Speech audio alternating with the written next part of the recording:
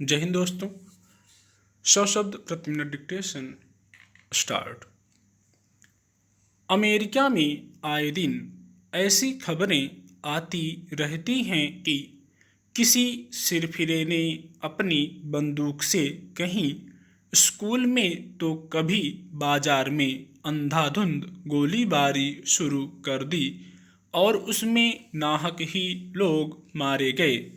प्रथम दृष्टया यह कोई आपराधिक या आतंकवादी घटना की तरह लगती है जिसमें सुनियोजित तरीके से ऐसी वारदात को अंजाम दिया जाता है। कई मामलों में ऐसा संभव भी है, लेकिन इसके पीछे एक बड़ा कारण वहाँ आम लोगों के लिए हर तरह के बंदूकों की सहज उपलब्धता है। कोई घातक हथियार साथ में होने के बाद मामूली बातों पर होने वाले झगड़े या फिर बेवजह ही किसी के उन्माद से ग्रस्त हो जाने पर कैसे नतीजे सामने आ सकते हैं, अमेरिका ने उसे करीब से देखा है, जहां हर साल सैकड़ों लोग इसकी वजह से मारे जाते हैं। किसी भी संवेदनशील समाज को इस स्थिति को एक गंभीर समस्या के रूप में देखना समझना चाहिए। यह बेवजह नहीं है कि जिस अमेरिका में ज़्यादातर परिवारों के पास अलग अलग तरह की बंदूकें रही हैं, वहाँ अब इस हथियार की संस्कृति के खिलाफ आवाज़ें उठनी शुरू हो गई हैं। इसी के मद्देनज़र अमेरिका के राष्ट्रपति जो बाइडेन ने मंगलवार को बंदूक के दुरुपयोग पर अंकुश लगाने से संबंधित एक नए कार्यकारी आदेश पर हस्ताक्षर कर दिए। इसके तहत बंदूक की बिक्री के दौरान की जाने वाली पृष्ठभूमि जांच को बेहतर बनाया जाएगा। इसके जरिए बाइडेन ने मंत्रिमंडल को बंदूक हिंसा से जूझ रहे समुदायों के समर्थन के लिए एक बेहतर सरकारी तंत्र बनाने का निर्देश दिया है।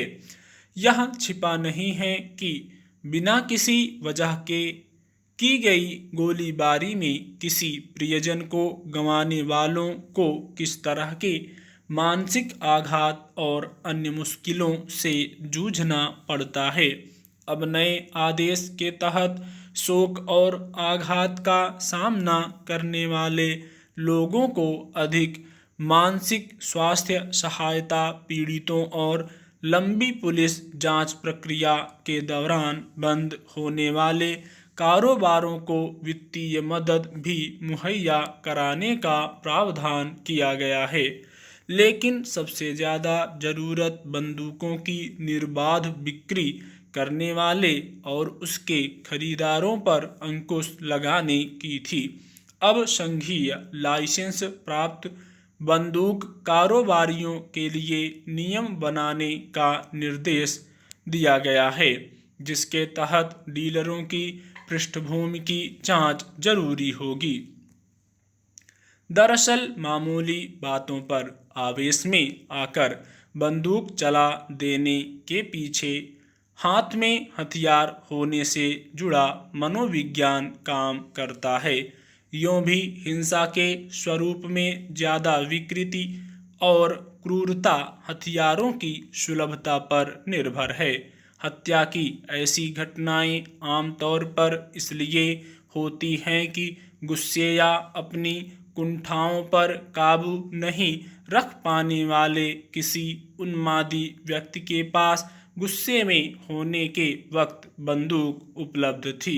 ऐसे मामले आम हैं जिनमें आपसी वाद विवाद में आक्रोश और उत्तेजना के चरम पर पहुंच जाने के बाद भी दो लोगों या पक्षों में सुलह हो जाती है, क्योंकि उनके पास तकरार के वक्त हथियार नहीं रहा होता है।